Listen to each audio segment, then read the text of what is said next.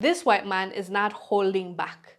And he says, as an Afrikaner, he is shocked to see how black people act. And he says, and I quote, "What's wrong with you black people?" End quote. He's asking this important question because he says, according to him, even white people that are watching black people fight with their mothers, cousins, parents, neighbors are shocked to witness this because they believe that they caused this drama, but no one is targeting them and everyone is fighting each other instead of looking at the person that created that chaos. So he even alludes to saying, "You kind of look stupid to us." Watch this clip. We'll come back and discuss. What's wrong with you black people these days? Honestly speaking, what is wrong with you? Look at everything that's been done to you. Look at who's caused you all the pain and all the hurt. Look who's the reason that you guys live in squatter camps, that you live bunched up on each other. You don't find black families living in suburbias and stuff like that. What is the reason? Who is the reason? Is it your fellow black man that lives next door to you? Is he the reason that you are the way you are? No, he's not. It's the people who took your land, took your schools, even took your nation from you, call themselves Afrikaners, preventing your children from entering the schools because they don't speak a language which is spoken only by the Afrikaans mensen. And the white person took away your schools, we took away your land, we've even called ourselves Afrikaners, if you would. And at the end of the day, the people that you're fighting with is one another. You're killing your brothers, you're killing your mothers, you're killing your cousins, but at the end of the day, you're not fighting the person who's doing the shit to you, the person who's put you in the situation where you are. That's the person that you're leaving. We're sitting back watching you guys fight with each other, and honestly, think of it from our perspective. If you did something wrong to us and we fought amongst ourselves because of something you did to us, what would you call us? Would you not call us stupid? Would it not at the end of the day make us inferior, make us...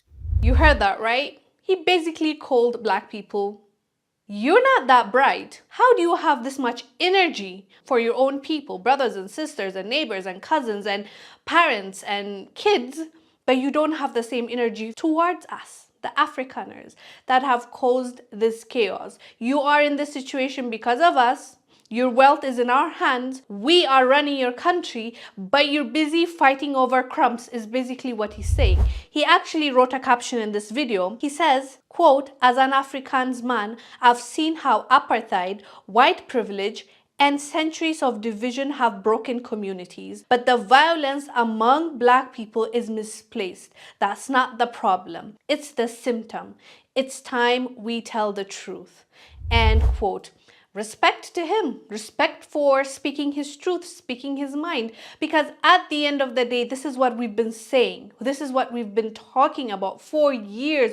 Why do we do this? And by the way, this is not just a South Africa story. Look at outside of South Africa, in other African countries, we fight over tribes, right? I'm from this tribe, I'm superior. You're from that tribe, you're inferior. You fight over tribes. You fight your neighboring country over a map that these Europeans came up with, and you unalive one another, right? That's what's been happening. And it's really sad that we can't see the bigger picture.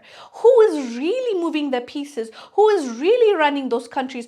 Who is really in charge behind the scenes? Who is really benefiting from our natural resources?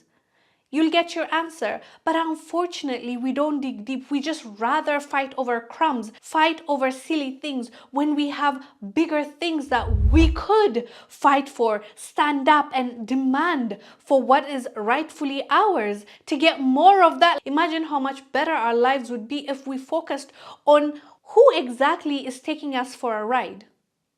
If all of us focused on that, and focused on building our communities rather than tearing each other up and pointing fingers. I'm glad that this man is speaking up because, as far as he's concerned, and this is his words, as white people, when we sit down and watch you guys fight when we're the one that caused the trouble, imagine how we feel about you.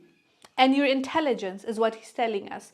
It's honestly a sad situation, but it needs to be talked about. We shouldn't be shy to talk about this anymore because at the end of the day, if you do not expose the evil and talk about the truth, expose the truth, we will continue doing the exact same thing over and over and over again. And I think it's time we say no more to fighting one another, to pointing fingers at each other instead of trying to figure out what the problem is, come up with a solution, and build our communities and ask the right questions and ask the right people that are controlling our resources and economies.